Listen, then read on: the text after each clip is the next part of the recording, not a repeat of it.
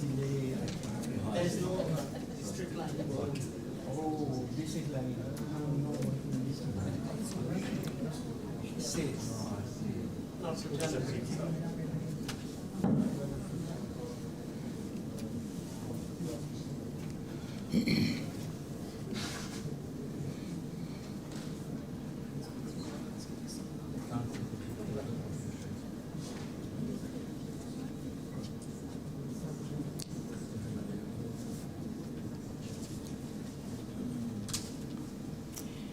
Good afternoon, everyone attending this noble assembly. First of all, I would like to respectfully invite Most Venerable Bogada Sri Sila Malanayaka Mahathera, Head of London Buddhist Vihara and the Chief Sanghanayaka of Great Britain, to deliver his welcome speech and to introduce our speaker today.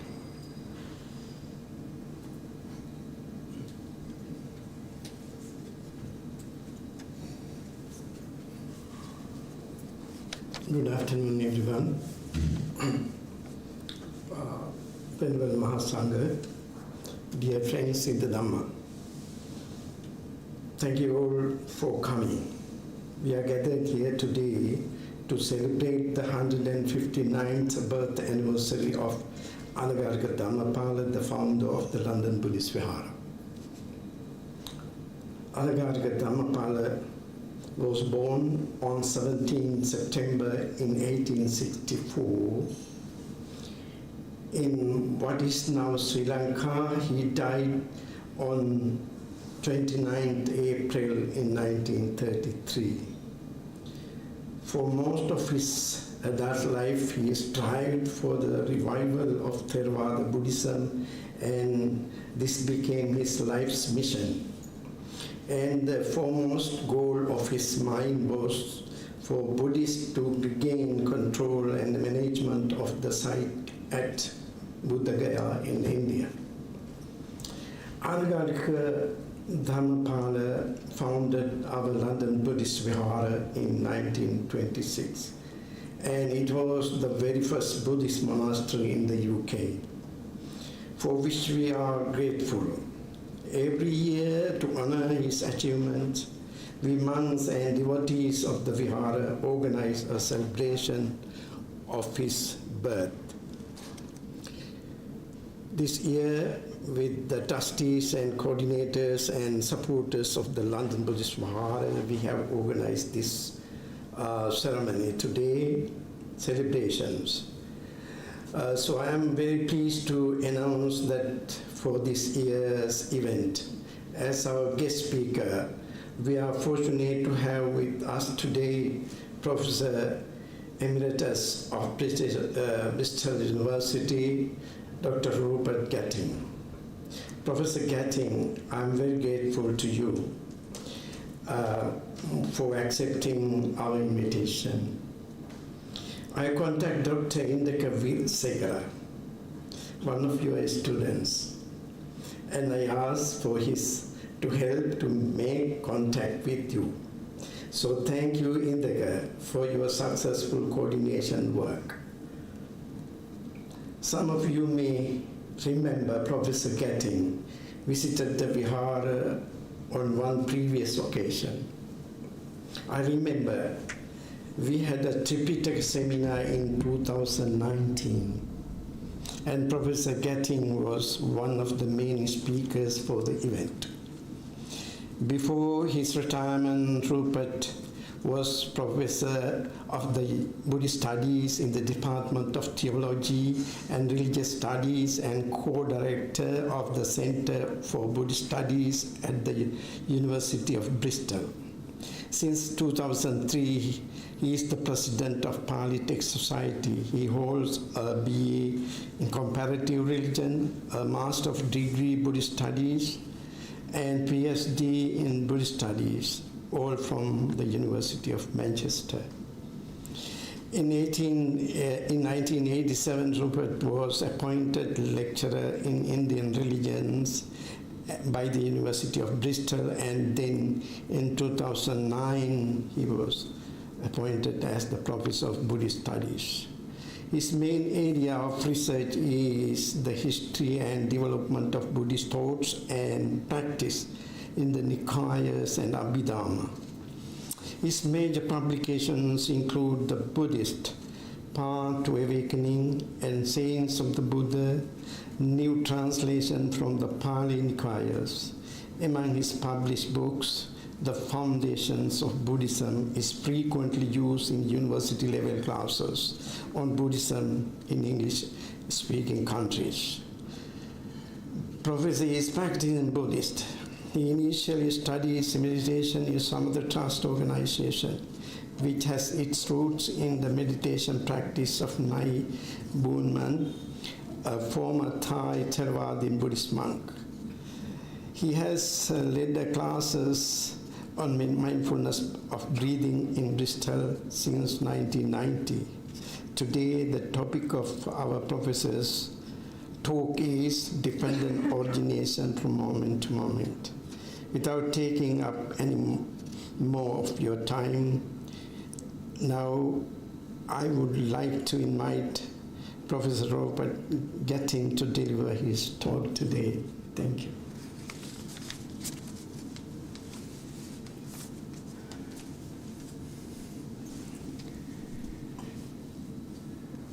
So, Mahasangha and all other friends here, thank you so much for the introduction. And thank you, Venerable Sila Vimala, for this invitation to talk on the occasion of the Founders' Day in this vihara that is almost coming up to its centenary, I guess, in a few years' time. I'm very happy to talk to you this afternoon on this topic of dependent origination from moment to moment. As was mentioned, my research interests have long been the development of early Buddhist thought in the early Buddhist texts, the Pali Nikayas, and sometimes parallels that survive in Sanskrit fragments and Chinese translations from other schools. But I've also had a particular interest in Abhidhamma, Abhidhamma thought, so how Buddhist thought developed and is expounded in the Abhidhamma texts. And I'm going to basically be talking to you this afternoon using the resources of the Pali Theravada tradition of Abhidhamma. So dependent origination is very familiar to everyone who studies Buddhist doctrine. It's one of the fundamental teachings or doctrines of Buddhist thought. So it's there along with the Eightfold Path and the Four Noble Truths. It's one of those topics, and the five aggregates, the five khandas or skandhas. Dependent origination, Paticcasamuppada, is one of those topics that is introduced to students of Buddhist thought. So you will all be familiar with the basic 12 links, I think. I put them up here just to remind you of them. So, and what monks, this is taken from the Nikayas, from the Samyutta Nikaya, the connected discourses of the Buddha. This is an introduction of the 12 links, or to the 12 links found there. So, and what monks is dependent origination? Conditioned by ignorance, avidya, monks there are. Volitional forces, sankhara. Conditioned by volitional forces, there is cognition, vijnana. Conditioned by cognition, there is name and form, nama rupa. Conditioned by name and form, there are the six senses, salayatna. Conditioned by the six senses, there is contact, phassa. Conditioned by contact, there is feeling, vedana. Conditioned by feeling, there is craving, tanha. Conditioned by craving, there is grasping, upadana. Conditioned by grasping, there is becoming, bhava. and conditioned by becoming, there is birth, jati.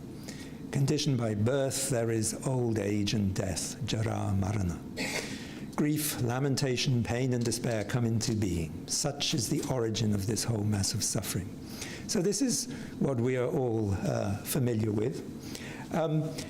Just again, to remind you of things that you have probably seen many times before, this is the well-known Tibetan wheel of becoming, which on the outside rim, going clockwise, has the 12 links depicted with images. And then if we move in, we have the different realms of beings. So at the bottom you have, I think over on the right, the animals realms, and then the middle, the hell realms, and then the realm of the pretas, the hungry ghosts.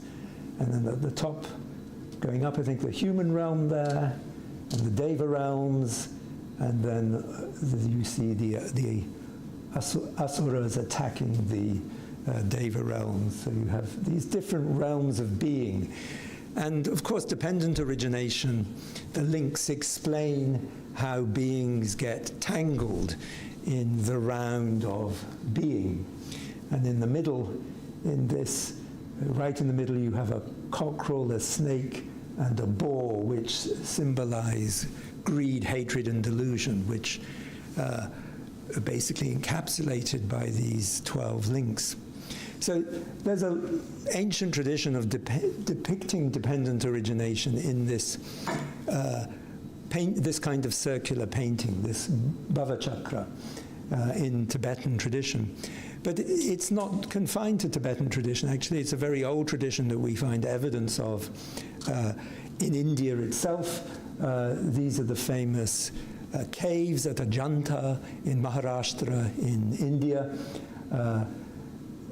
some of which date to before the early centuries BCE, and which have all these very beautiful paintings. And there is the fragment that remains. Unfortunately, you can't see much of it.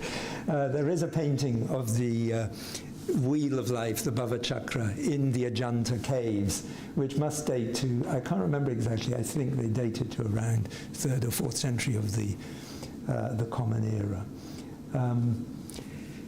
So much by way of introduction.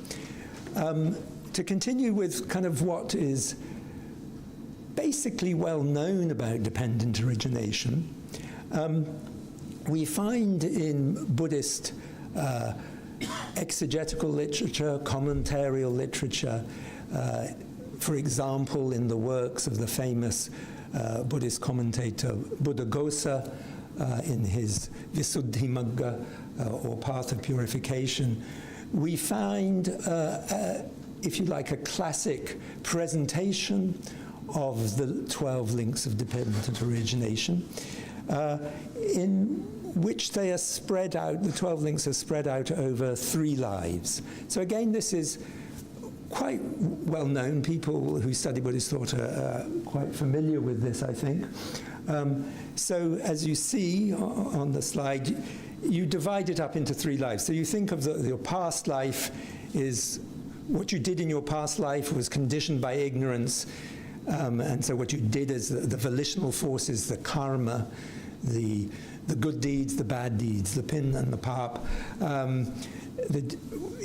conditioned by ignorance in your past life, and they lead to rebirth. So the cognition or consciousness, the rebirth consciousness, the vijnana, which started off the present life. And then the body develops nama rupa, name and form, and with its 6 senses. And with a body endowed with the 6 senses, you have various cognitions, contact with the world, leading to feelings. And this comes to you. These are the things that come to you in your life, as it were. The various sense impressions that come to you, that are the results, if you like, of your previous actions that are coming to fruition in this life. And then we start responding to them. And so we move to, in this life again, to the active response by way of craving, grasping, becoming. And that's what we do in this life, according to this way of looking at dependent origination. And what we do in this life, from this perspective, then conditions our future life. So we have the final two links pointing out the third life in the three-life way of looking at dependent origination. So birth in a new life, and if you are born, there is inevitably old age and death. So this is one particular way of looking at dependent origination in Theravada Buddhist thought, but also in other traditions of Buddhist thought. This is also found in the Sarvastivadin tradition that flourished in the north of India in ancient times. So it's found in the work of Vasubandhu called the Abhidharma Kosha.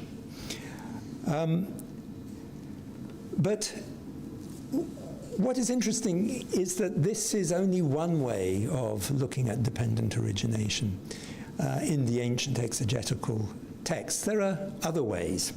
And the way I want to think about and explain and explore this afternoon is this way that is looking at dependent origination relating to a single moment, from moment to moment, a single episode of consciousness, rather than, if you like, with reference to different episodes of consciousness. So this way of looking at dependent origination with reference to a moment of consciousness, so each thought, each consciousness, cognition, episode of cognition that pops into our head, it displays or illustrates or is an example of dependent origination. So all 12 links, we're going through all 12 links from moment to moment all the time. This is what I want to explore now, this Abhidhamma way of looking at dependent origination. And this way of looking at dependent origination is explained in the second book of the Abhidhamma Pitaka, the Vibhanga. So the Vibhanga has 18 chapters, and each chapter is devoted to a topic of Buddhist thought that is very familiar, probably. So you have the kanda or skandhas, the bundles or aggregates, ayatana, senses, satcha, truths, indriya, the faculties, 22 faculties. And then chapter 6 is paticca-samuppada, dependent origination. But you see there are all these other topics as well there, so the applications of mindfulness, right efforts, constituents of awakening, the Eightfold Path, the jhanas and the immeasurables, the Brahma Viharas, and the precepts for discriminations and so forth. So we're looking at one chapter of the Vibhanga, the second book of the Abhidharma Pitaka. So in the Vibhanga, the chapters have a structure. Some chapters have 3 parts, some chapters only have 2 parts. The chapter on dependent origination has just 2 parts. So it first gives you an exposition of dependent origination according to the method of the suttas, the Suttanta Bhajaniya. It then gives you an exposition of dependent origination according to the Abhidhamma method. This is the Abhidhamma Bhajaniya. Some chapters then have a quiz section to test you, to see if you've understood what you've been reading, asking you all sorts of questions without really giving you the answers. In a way, fortunately, maybe the chapter on dependent origination doesn't have this panha puchika, this question and answer or quiz chapter. So, in a way, what I've been explaining so far with regard to dependent origination is roughly the sutta method, the Suttanta-bhajaniya, the method of the discourses. So I'm going to be looking at this Abhidhamma method and trying to explore that and explain that to you this afternoon now.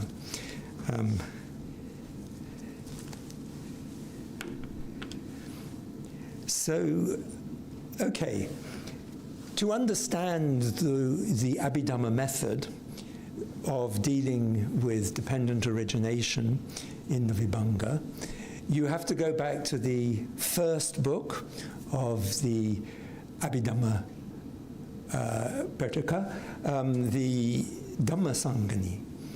So the Dhammasangani begins with what are often referred to as it's a Martikara, a table of triplets, whereby dhammas, that is mental and physical phenomena, are divided into three categories.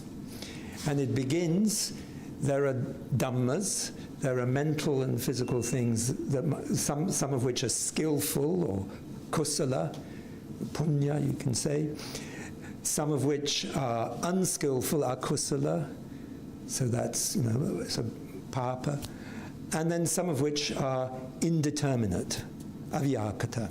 You can't classify them as either skillful or unskillful. So in ordinary experience, the indeterminate ones, the avyakata ones, are those things that are the results of karma.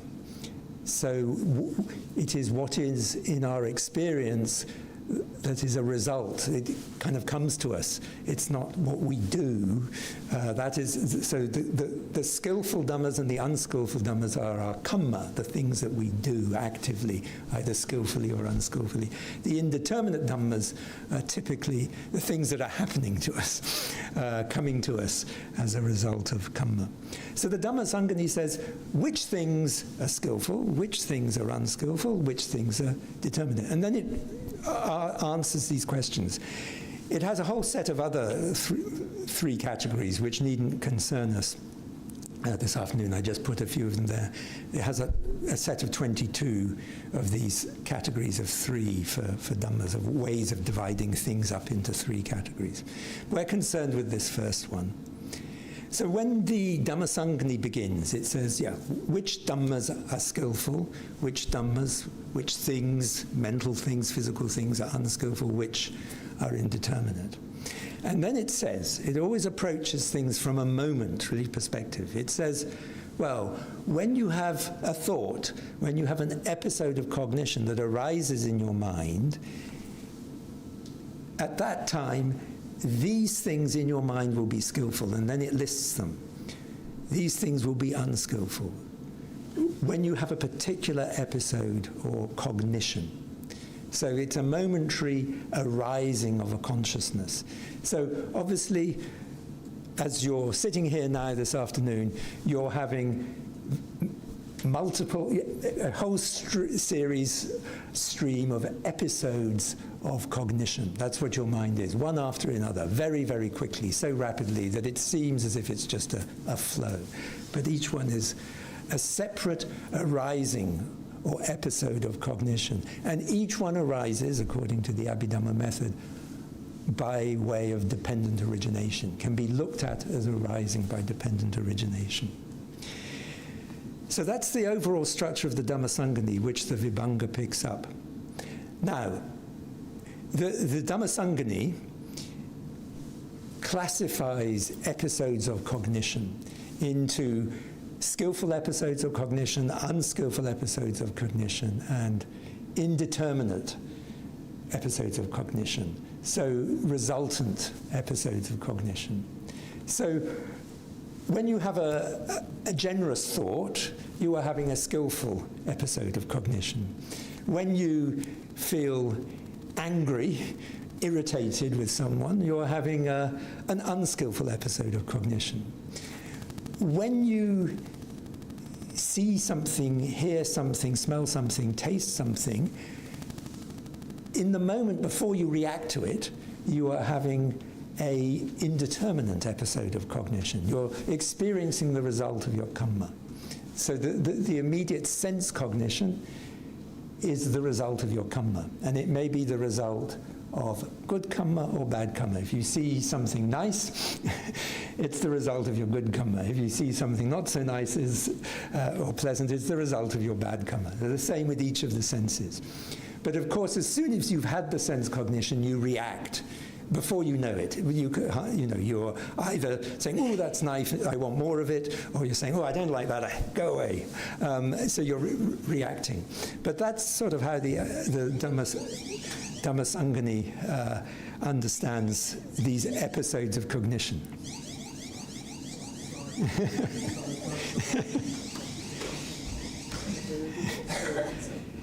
So.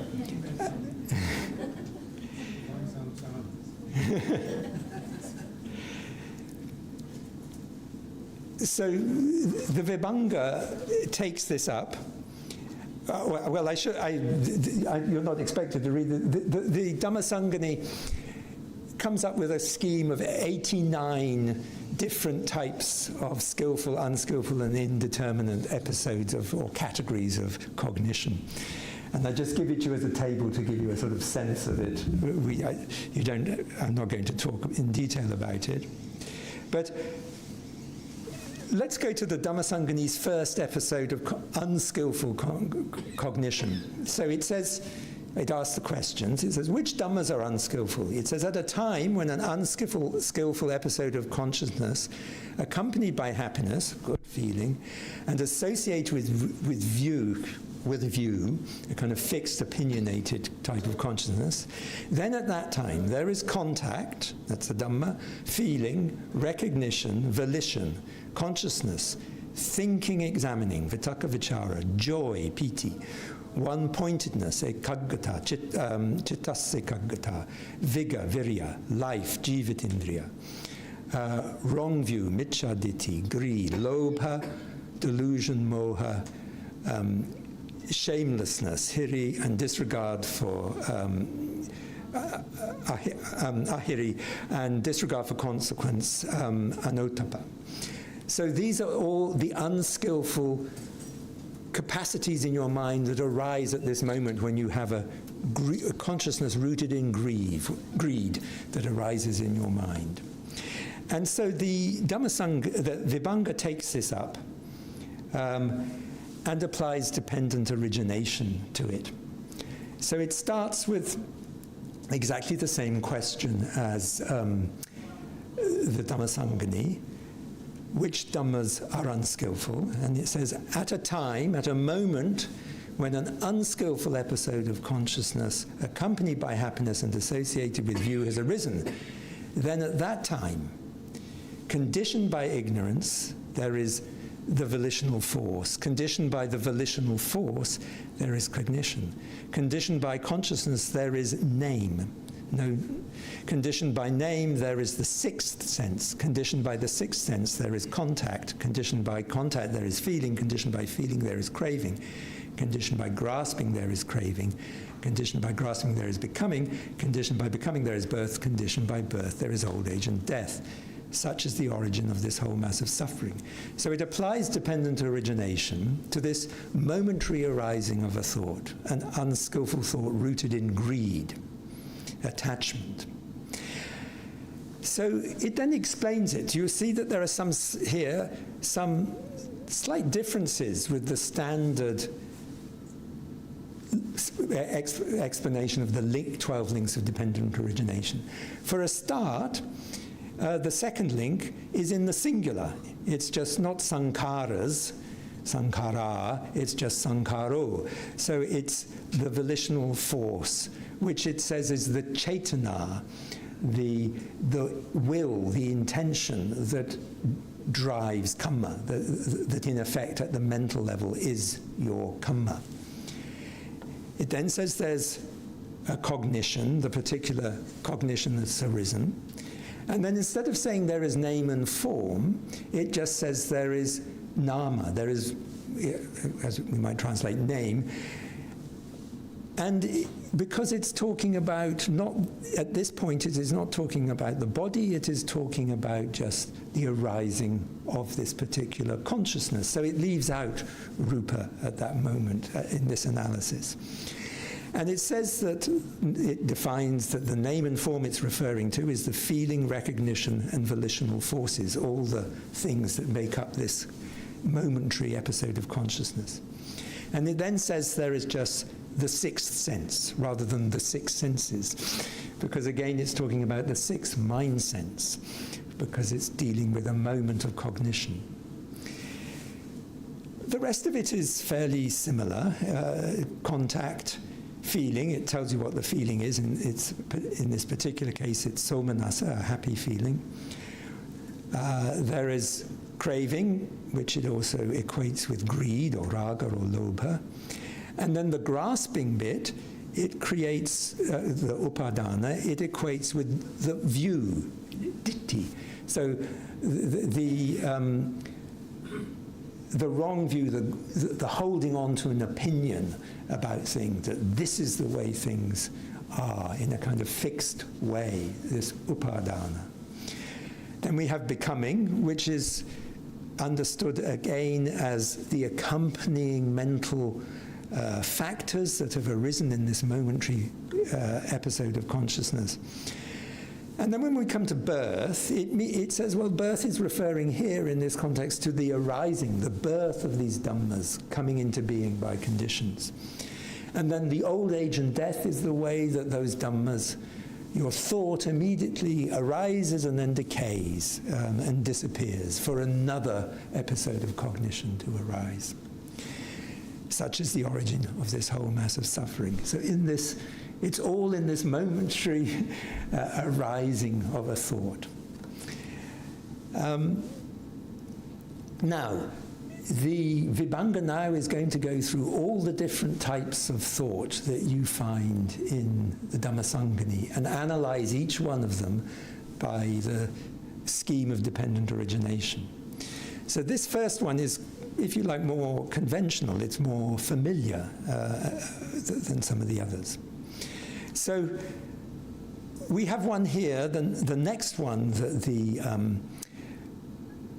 Vibhanga deals with, following the Dhammasangani, is a thought, an episode of cognition that is still rooted in greed. So it arises when you feel some attachment to something, but without view. It's just, I want this, I want to keep this, I want to hold on to this.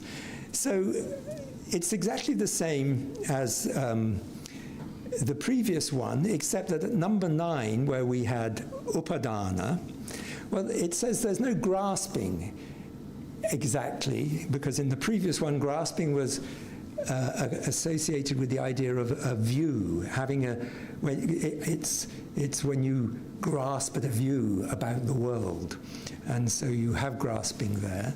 But when you have a consciousness that is just a greed consciousness, I want this, I want to keep it, I hold on to this, then there is not a view, but there is still what it calls adhimukha, which is a kind of commitment or decision. So the mind gives itself to something. So you can think of it as, you see a nice sweet chocolate cake or something in front of you, and your senses see it and you think, I want that, and this great greed for it, and I want it. Before anyone gets it, you grab it. And so this adhimukha, this commitment to getting that, is there in that moment, and that replaces, it puts this in instead of upadana as a mental grasping or view, as a view. Otherwise it's the same. So these are consciousnesses rooted in greed. The next thing that the Dhammasangani has are consciousnesses rooted in hate, this dosa mula. So how do we apply dependent origination to that? The links of dependent origination. So you see it's very similar, but after feeling, instead of having craving, we have patigha, aversion or hatred, dosa, pushing something away. So this is one of the first kind of clear variations, where in that 8th link, you've replaced tanha, craving, with aversion at that point. So when you see something that you dislike and this thought arises in your head, you have contact feeling and then, I don't want that. But you still have adhimokkha, commitment, because you're sure you don't want it. There's a kind of certainty there. So that's still there. So that's hatred. And then we look at a few more variations. Sometimes there is a kind of consciousness in the Dhammasangani where you don't feel any greed, you don't feel any aversion. It's the kind of consciousness or episode of cognition that arises when you kind of don't know what you want. You are uncertain, the mind is wavering, and this is this vicikiccha, doubt. So you're not sure whether this is a good thing or a bad thing. What do I think about this? You're umming and ahhing and so forth, and the mind is going back and forth. So when you have that kind of cognition, instead of craving, at that point, there's this vicikiccha is put in. And because the mind doesn't know what it wants, there is actually a link missing. So where we had adhimokkha or commitment before, there is a gap, because you're not committing to either wanting something or pushing it away. You're wavering, I don't know, you're umming and ahhing about it. So this is dependent origination applied to the consciousness just rooted in, without greed, hate, and hatred, and just rooted in a delusion. There's another one just rooted in delusion, where again it says the mind just becomes excited or restless without greed or hatred. So it's a slightly restless state. So that is, so we then again, now we see we have something at 8 where we would normally have craving in the standard. We have this uddacca, and adhimokkha comes back in.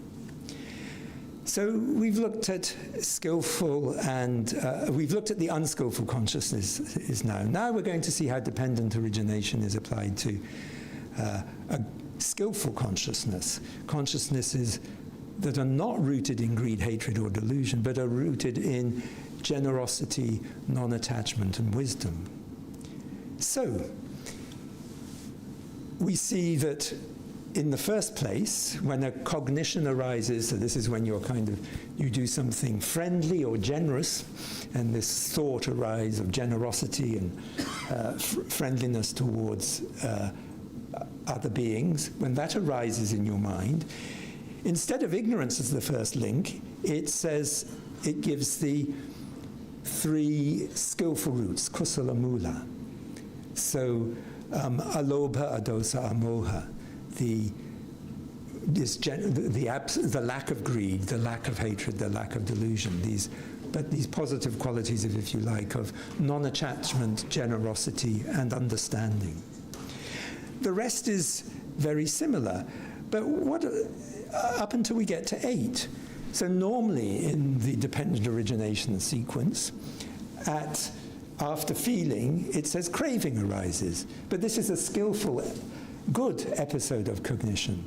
There is no craving or hatred in a skillful episode of cognition at that time. So what replaces it? It put in pasada, trust, if you like, which is equated or explained as saddha. It's the same thing as faith. So it's this idea of feeling of faith, of the goodness of something, this trust in the goodness of what you're, in the skillfulness of something. So this arises at that moment. I'll say a little bit more about this later, but it's an interesting way that, because we often understand faith as faith in the Buddha, the Dhamma, and the Sangha. And of course that is right in many contexts. But if we think about it in a momentary context, we have a slightly different idea of faith. Because if you meet someone and just want to give something to them. At that moment, is there exactly faith in the Buddha, the Dhamma, and Sangha in that cognition? So it's interesting to think of faith here as it's a kind of trust, but you might think of it as a kind of affection for goodness, an affection for truth. I'll come back to this later. But we also, in place of, so we have trust or pasada in place of craving or tanha. We have commitment still, this adhimukha, where there would be upadana or grasping, because there's no grasping or clinging in a skillful moment of cognition. Okay, so that's a good thought, ordinary good thought, the kind of episode of cognition we might have when we are doing something generous. Dependent origination in the Vibhanga can also be applied to the thought that arises at the moment when you become an arahat. This is also dependently arisen. So how is that? How does that work? So, it works in a similar way to what we have already seen. So this is the dependent arising of a path chitta, a lokuttara jhana chitta, either at the moment of stream entry or once return, non-return, or even arahatship. So again, the skillful roots replace ignorance. Otherwise, it is much the same as the ordinary skillful consciousness, except there's one little difference at the end. Instead of saying, so even with a skillful consciousness, it says at the end, such is the origin of this whole mass of suffering. Because even a skillful consciousness is contributing to us staying in the round of samsara. It's leading to a pleasant rebirth, creating the conditions for that. But of course, from the ultimate standpoint of view, being stuck in the round of samsara is still dukkha, it's still unsatisfactory, it's still unease. But you can't really say that the moment of enlightenment of the path citta is contributing to the arising of the mass of suffering. So there it changes the wording. It says, such is the origin of these dhammas that arise at this moment. So it has a very slightly different wording. Instead of saying, such is the origin of this whole mass of suffering, in the case of these special chittas, these arahat or path chittas, lokuttara chittas, it says just such is the origin of these dhammas. Okay.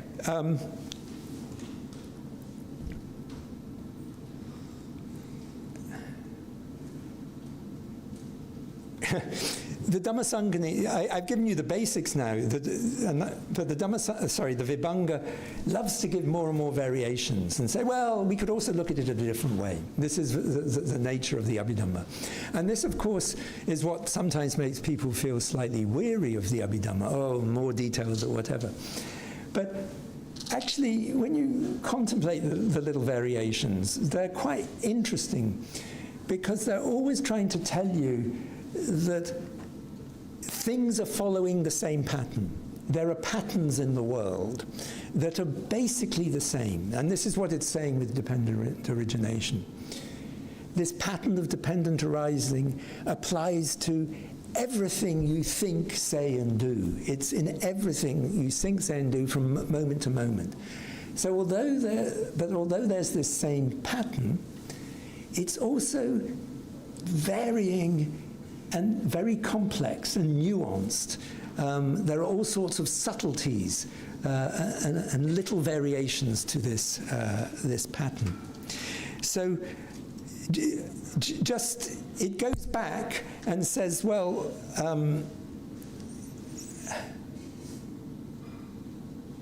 sorry, I'm going the, yeah, here we are. It will give you a number of different variations, but I've jumped ahead slightly. I just want to talk about the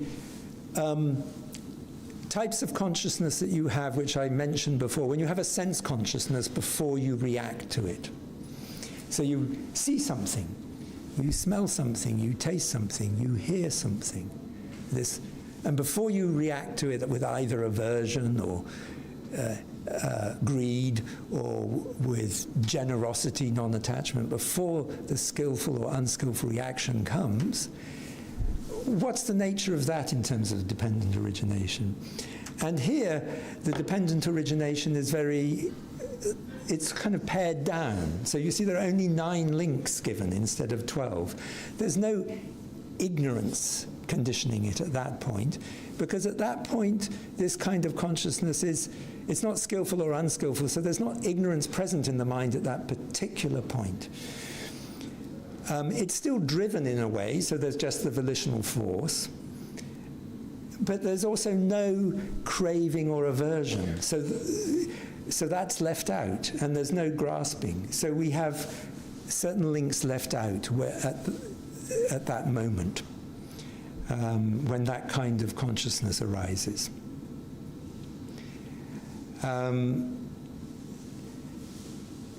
So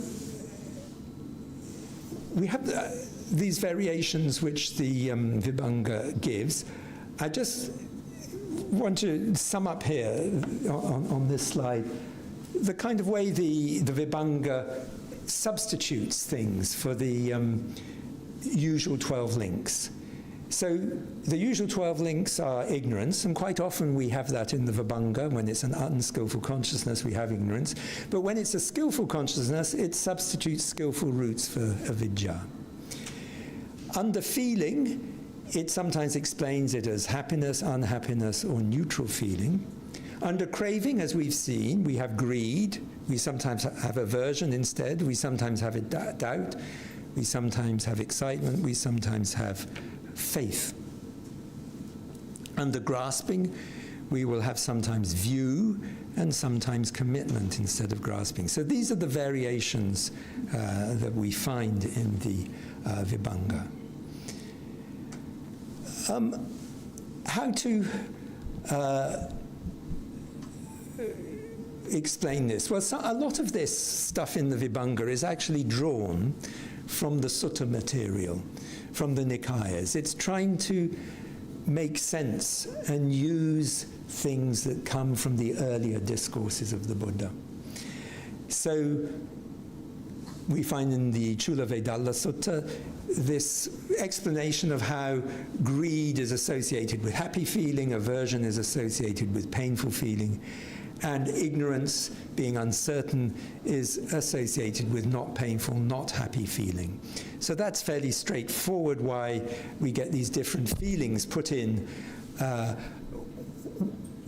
whether or not, depending on whether the consciousness is a greed consciousness, an aversion consciousness, or a doubt consciousness. We also have a precedent in the Nikayas for putting hatred in instead of craving, aversion in instead of craving.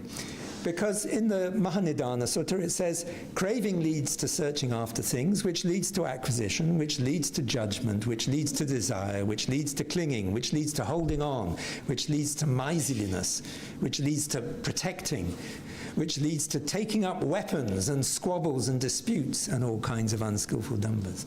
So the fact when you have craving, you know, it's what leads to aversion. So this is also found in the Mahanidana Sutta.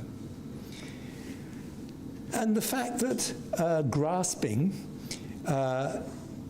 is equated with view is also reflected in the Mahanidana Sutta, because there are 4 kinds of grasping, or upadana, and one of those is views, clinging to views. And I just also want to say a little bit about the way in which greed and faith are related. This thing I'm talking about, that faith is a kind of affection for truth. And that's because greed and faith are understood as having a certain kind of affinity. In the Visuddhimagga, Buddha Gosa explains that there are different character types. And one of the character types is they're on a kind of spectrum from greed, faith.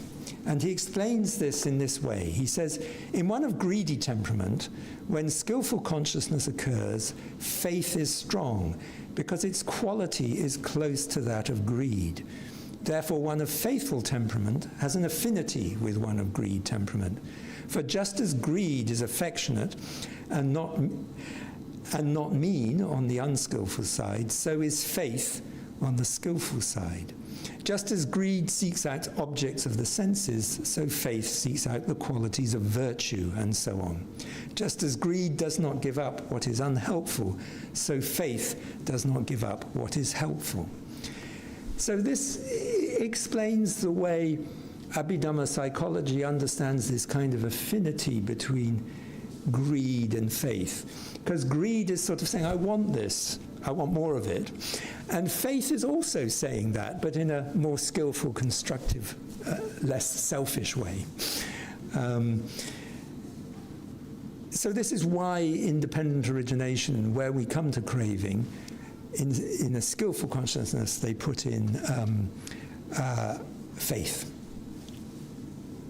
Okay, this is just also to explain this a little bit more. The way in which faith and commitment are put together in the Abhidhamma explanation of these qualities.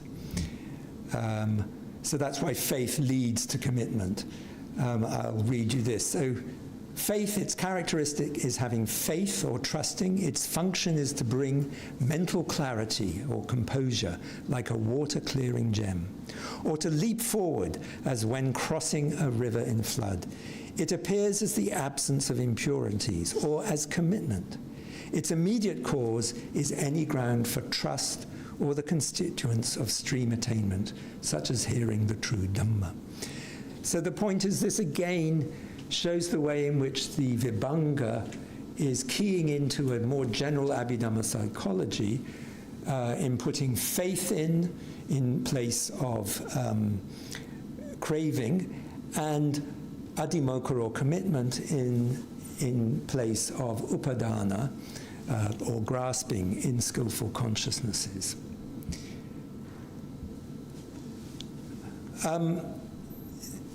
I mentioned earlier that there are all these variations in the Vibhanga that go on and on. And I just want to give you a flavor of these. We won't look at all of them in detail. But I mentioned that when the Vibhanga deals with skillful consciousness, it replaces the ignorance in the dependent origination formula with skillful roots. But the Vibhanga then analyzes skillful consciousness again, and this time it does put ignorance in. And the commentary explains that it puts ignorance in because even a skillful consciousness is in some sense conditioned by ignorance. Not the ignorance that is arising at that moment, but ignorance in the past. So it still exercises some influence over a skillful consciousness. It's still a condition and relevant. So this is true even, it says, of a lokuttara citta, a transcendent citta, that in some sense, as an upanisya conditional support, a particular type of support condition, the ignorance is relevance. It's part of the context in which that episode of cognition arises. And it also says that although the skillful roots are not present at the moment that you have a sense cognition, the skillful and unskillful roots are still conditioning that sense cognition, because your sense cognition may be the result of a good karma or a bad karma. So they're still at play. So it gives you another variation. And then it starts to give you even more variations. And don't worry, I won't try to explain all these now. But it's more to get a kind of flavor of what it's doing. This is what I was saying earlier. It's trying to say there's this same pattern that occurs in all sorts of circumstances, but it has all sorts of variations. So it starts off in saying, well, we can have, it has these 4 variations. I'm just looking at these links now. So the link between cognition and contact may change. It can be cognition, nama, name, and the sixth sense, and then contact. It can be cognition and just name. It can be cognition and name and form. And then we can have condition, name and form, the 6 senses, and the sixth sense and contact. And it does give various explanations for why you have these variations. And they're relevant in particular circumstances is what it argues. So those are 4 variations. It then says we can have another 4 types of variation. We can set out dependent origination in the standard way, saying conditioned by ignorance there is a volitional force, or the volitional force. We can then set it out in a different way, saying conditioned by ignorance there is the volitional force with the root cause of ignorance. Okay, and then another way, conditioned by ignorance there is the volitional force associated with ignorance. And then another way, conditioned by ignorance there is the volitional force and also ignorance conditioned by the volitional force. This reciprocal thing. So we've got 4 variations here, 4 variations here, and then it says there are 9 methods.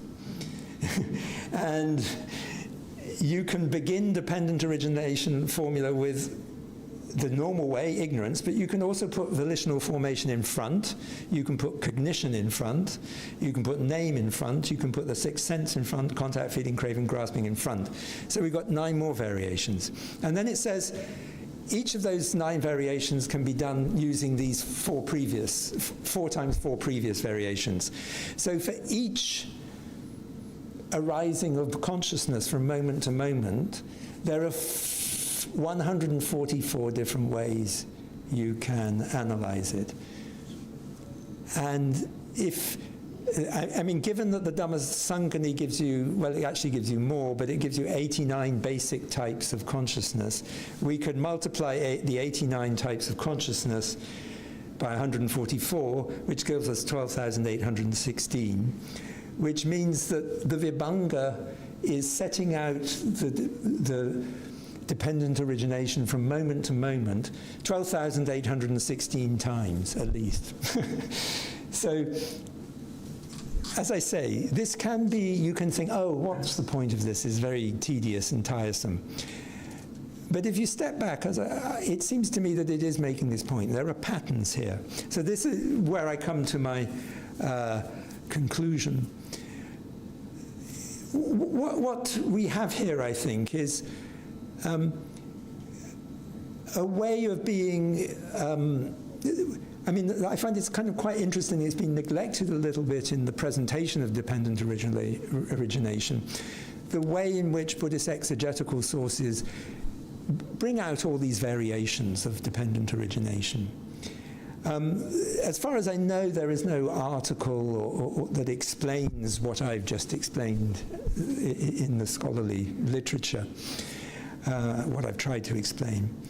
So I find this Abhidhamma way of looking at things, it's quite kind of creative.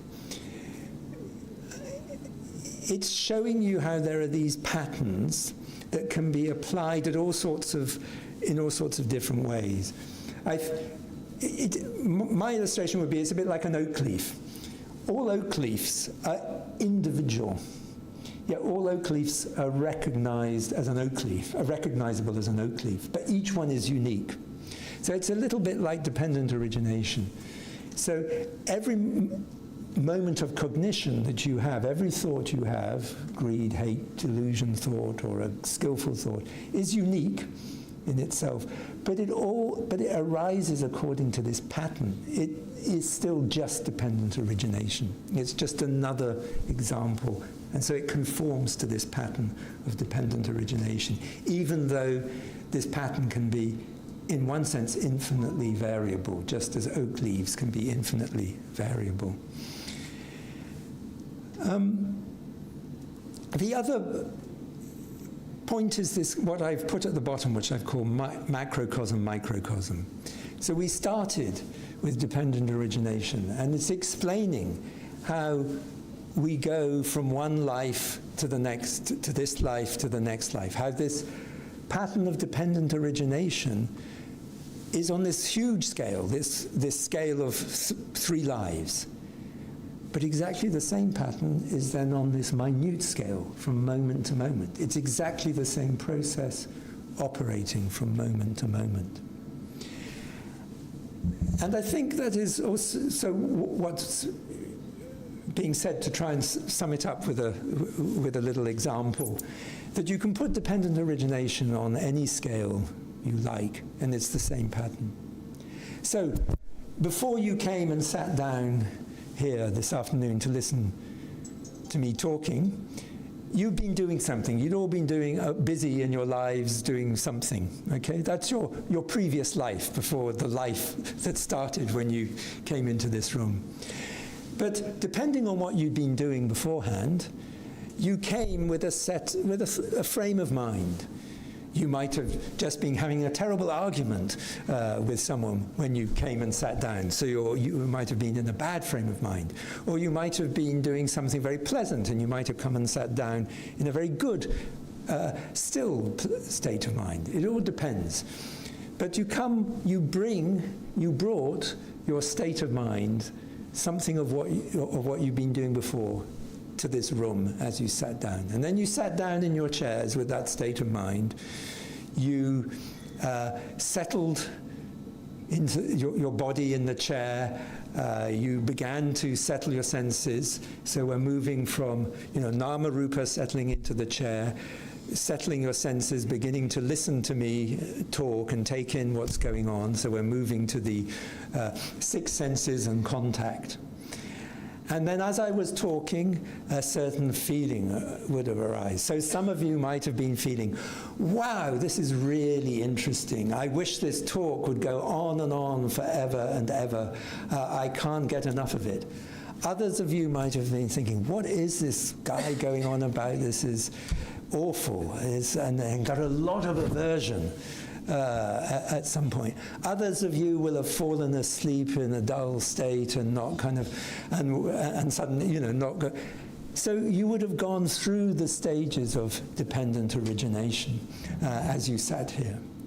And now, as I come to the end of my talk, you will get up and go off and do something else. So you'll be reborn into a new state, but you will take something of what happened during the talk with you. So at that point I will end, but just by reading a final quotation from the Mahanidesa, a book found in the Khuddaka Nikaya of the Sutta Pitaka. It says, all life, personality, pleasure, and pain come together in a single thought. The moment passes swiftly.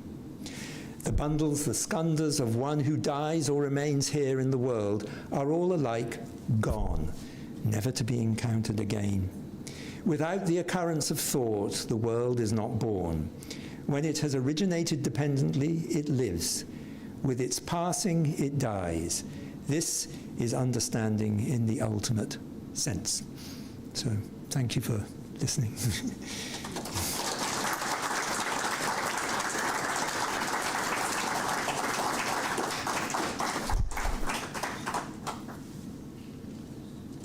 I don't know whether you wanted to take questions or have any discussion. We have 5 minutes. Can I accommodate time for 2 questions? Because we never want to get him tired anymore. Yes, Dr. Rupert. Okay.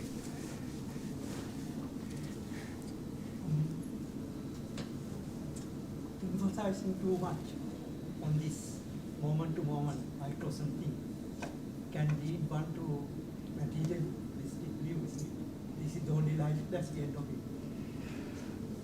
To keep the other 3 things always in the back. Yes, I suppose so, but I mean, obviously, the moment to moment to moment carries on until the moment of your death. So that is also a momentary consciousness. And the momentary consciousness of death leads, Chuti Chitta leads to relinking Chitta, Patisandhi Chitta. So even in the momentary view, you could analyze it across lives. But you're right, the scale, you have to have both. Yeah, it's, of course. You said if you see something that is unpleasant, that is the result of previous karma. You see something pleasant. Now, I can see that if I'm down the road, there's a tree and flower, and one day I don't see it because I'm preoccupied with annoyed I haven't seen it, then that's my mind affecting what I see. And if I'm walking down one day and the neighbour's cut it down and it's gone, how is that? Well, I mean, this is quite a, if you like, subtle and difficult area. It's not quite, I mean, I put it a bit simplistically when I said if you see something unpleasant or pleasant. It's said to be, the sense objects are said to be either desirable or undesirable. And that would be according to, it says, the judgment of an ordinary human being. It's basically, though, I think, making the point that the things that come to us through our senses are the results of good or bad karma. And actually, as human beings, a lot of the time, if not most of the time, we can say that the things that are coming to us through our senses are the results of good karma, because being born as a human being is basically a good rebirth. So the world we're born into is the result of good karma. But clearly, I mean, it's very clear that, with bodily sensations, some bodily sensations are pleasant, some bodily sensations are unpleasant. So then it's kind of clear which is which. But it says the same applies in a more subtle way to the other senses. But, we're sitting in this room experiencing colours. And it's the result, basically, of good karma. We're here. But if we're in a foul mood, we don't, we look at things and project all sorts of, I don't like that. That's, so it's trying to make the distinction between what's coming to us through our senses and our reactions to them. I mean, it's fairly clear sometimes that we see something ugly and sometimes that we see something beautiful. And so it's kind of looking a little bit, trying to catch that.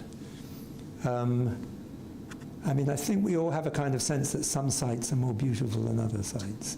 There's a kind of I mean, they're suggesting there's an intrinsic aesthetic to these things. Now we are interested of practicing mindfulness. In this process, in order to get rid of suffering or samsara, we have to revert this process. I mean, which factor is most affected, most important factor among these 12 links according to your? Well, traditionally, of course, there's always said to be, if I go, oops,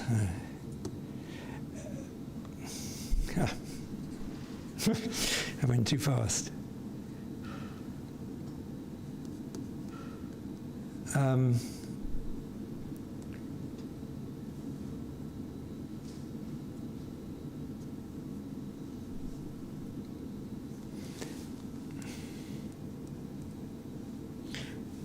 I had it at the beginning, that's what I was trying to get.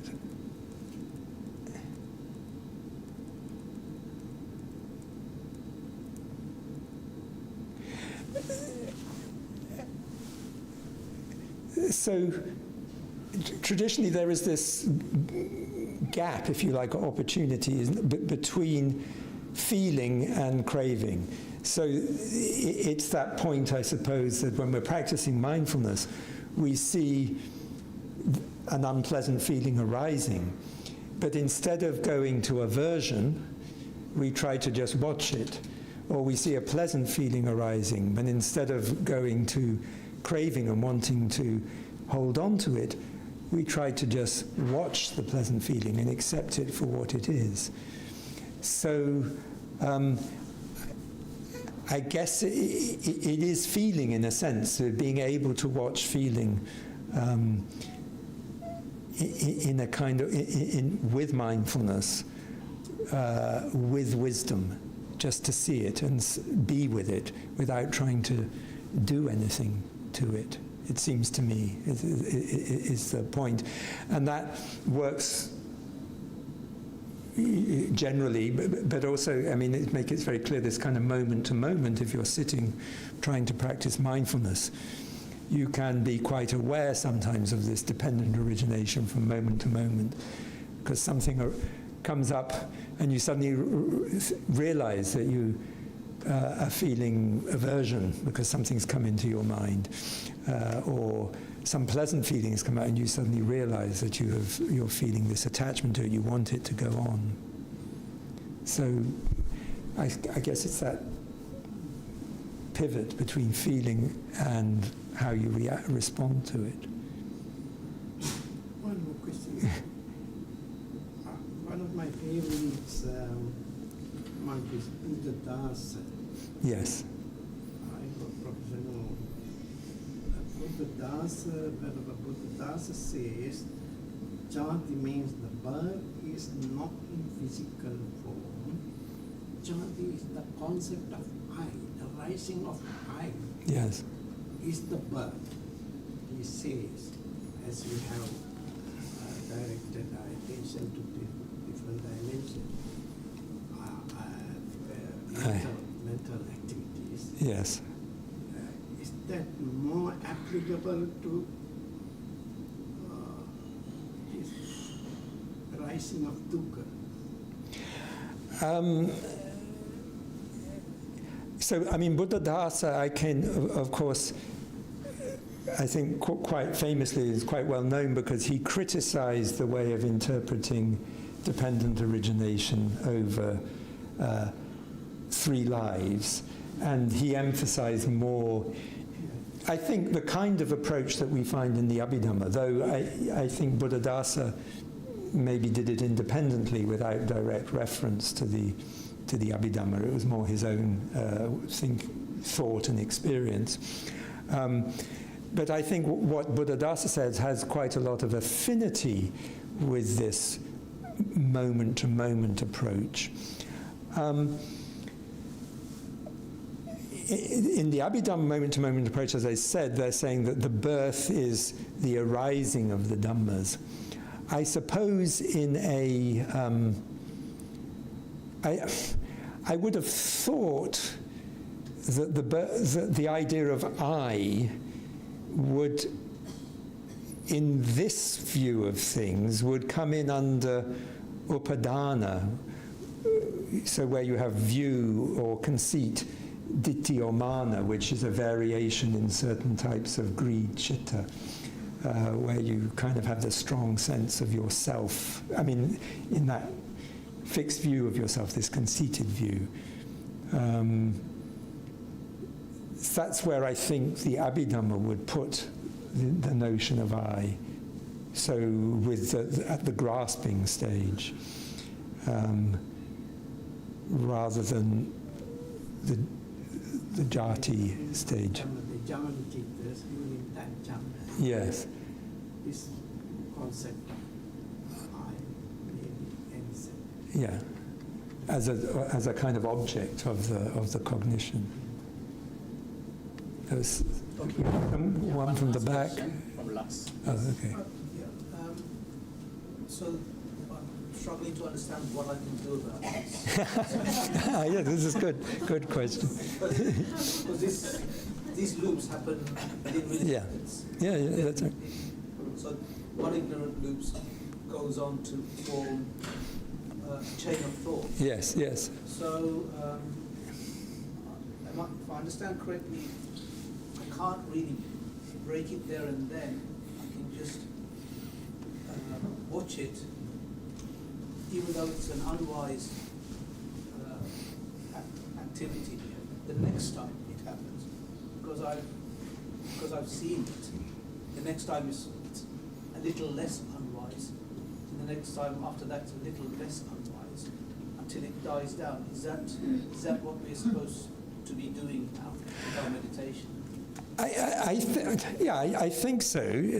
I mean, you're quite right. I mean, what this is saying to us, to some extent, is that there are these processes and patterns that go on that happen so quickly and reinforce themselves that we can't kind of control them.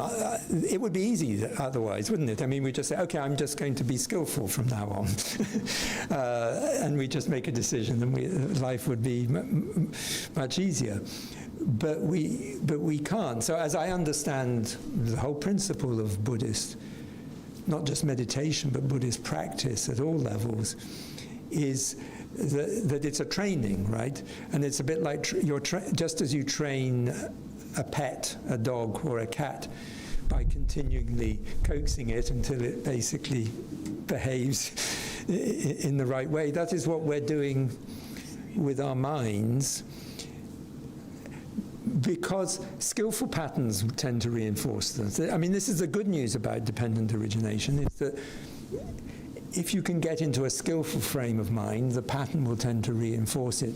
But unskillful states of mind, again, the pattern tends to reinforce. So you're trying to, when you can, push the mind in that direction, and with training over days, weeks, months, years, you're trying to reinforce the skillful pattern by feeding those things. So that's the training. There's one person at the back who's had a hand up for a long time, I think. So first, okay. Yeah.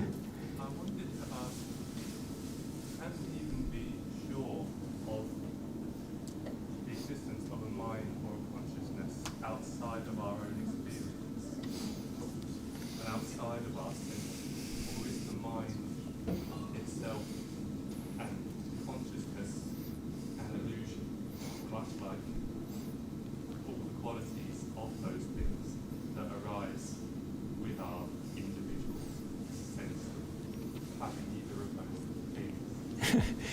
Well, I mean, I think you've asked if you like, one classical philosophical conundrum. Am I the only person here, and am I dreaming all of you, and so forth? I mean, at one level, I suppose we can't be sure. But the common sense thing is that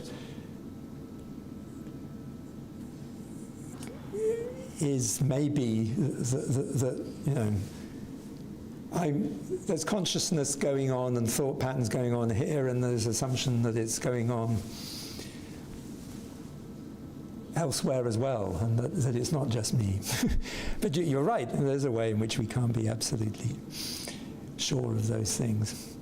But you kind of choose what's more attractive to you, what seems more beneficial. But in one way, it doesn't make any difference. From this perspective, you're still stuck in dependent origination, even if it's just your dependent origination. It might not make any difference. It's not something that you kind of particularly have to solve before you,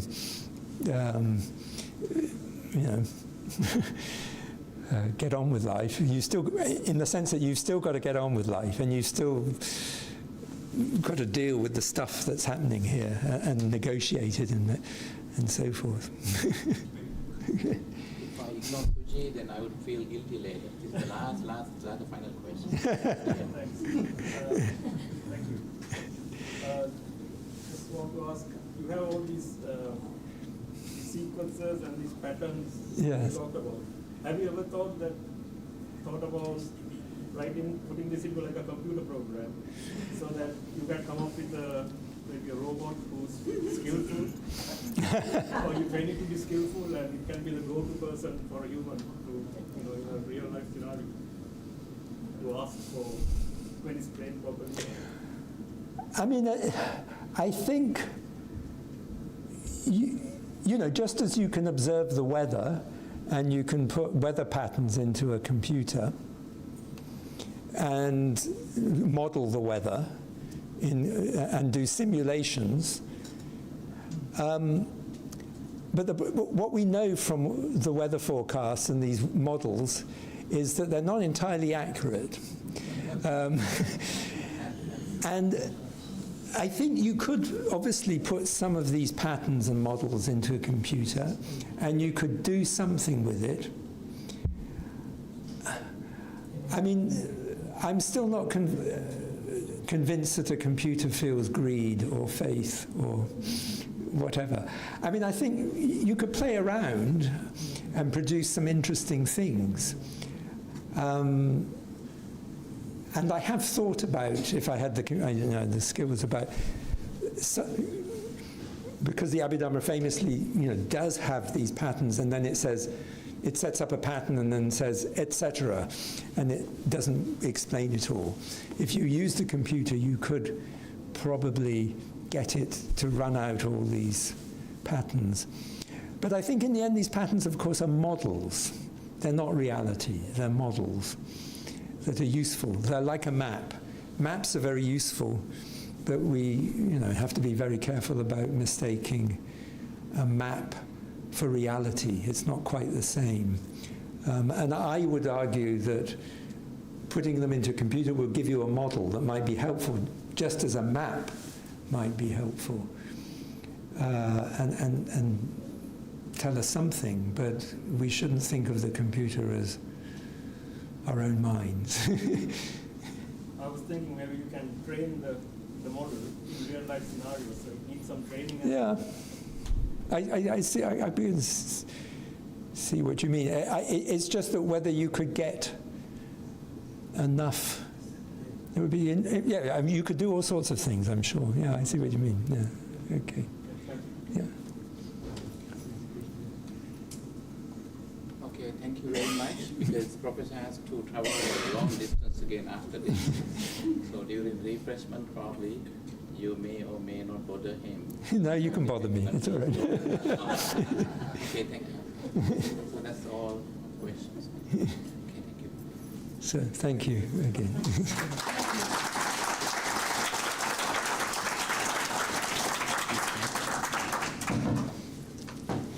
Most Venerable Bogada Sri Sivaranayaka Mahathera, head of London Buddhist Vihara, and the Chief Sanganayak of Great Britain, want to offer our Professor some tokens of appreciation now.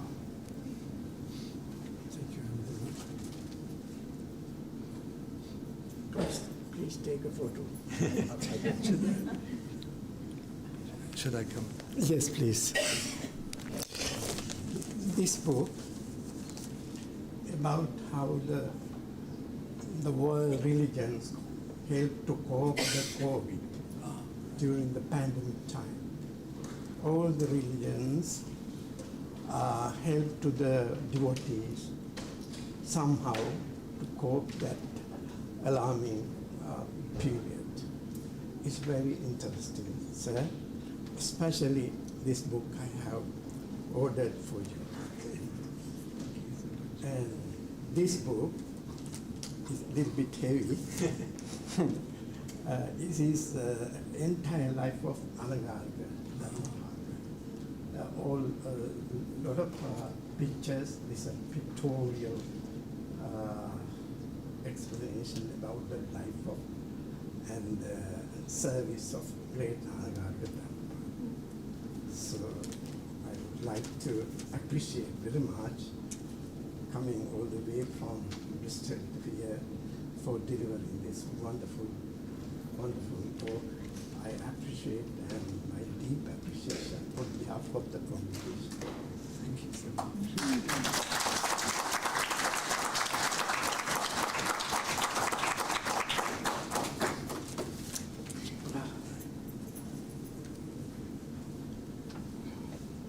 In a world where everything is being called Buddhist or Buddhism, some people are totally confused as to what Buddhism is. So in that case, I would like to recommend Professor's book, The Foundations of Buddhism, which is widely used in academia across the world. I myself use it as for my students. I know take 1 minute. I know one American girl, after graduation, she came back to me and my professor, and she said, there are 3 things that I hug to my chest.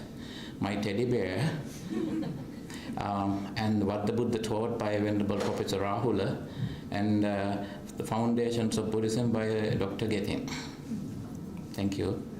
Next, I call upon Most Venerable Bandula Mahathera, Deputy Abbot of London Buddhist Vihara, to deliver the word of thanks.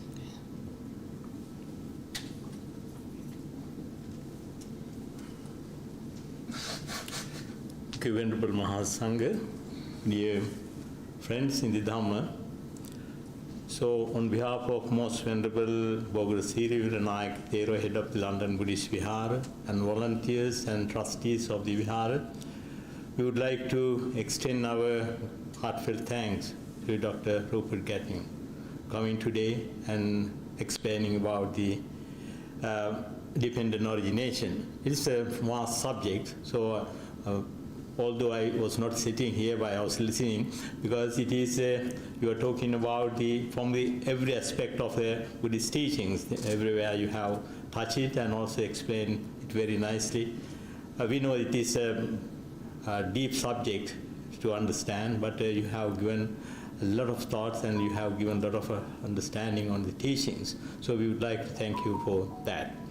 And also we would like to thank all the guests who are here today, giving support to the London Buddhist Vihara. Always you are welcome to the Vihara, and also your support and participation greatly appreciated. Without you, we cannot do anything. So may the blessings of the Triple Gem be with you all. Thank you, Professor.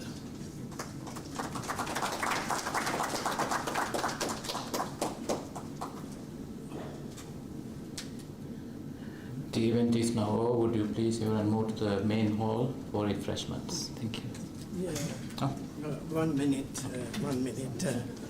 Sorry about this. Anagarika Dhammapala Trust has sent me a message of greetings to present here today. The managing trustees of Anagarika Dhammapala Trust in Sri Lanka extend its greetings and felicitation to the head monk, resident monks, and members of the Mahasangha, and all those present at the London Buddhist Vihara today to commemorate the 159th birth anniversary of Bodhisattva Anagarika Dhammapala, founder of the London Buddhist Vihara and Mahabodhi societies around the world, including the British Mahabodhi Society. As he sailed the Atlantic Ocean from America to England on January 1st in 2026, the Anagarika's mission and vision was explicit in his diary entry. He wrote, I quote, "May the Sasana be established in England. Why should not England have the Aryan religion of the Sakya prince?" So I would like to offer this one to everyone. He's in here the trust that he created and which bears his name continues his mission and vision to convey its gratitude to the monks at the London Buddhist Vihara and all the supporters of the Vihara who who organized today's event to commemorate the 159th birth anniversary of Bodhisattva Anagarika Dhammapala, and our grateful appreciation to the keynote speaker, Professor Rupert Grethin, and all those present in person and online for attending this function. May the blessings of the Noble Tripartite be with you all. Suddhammika Heva Vitarana, Chairman of the Anagarika Dhammapala Trust.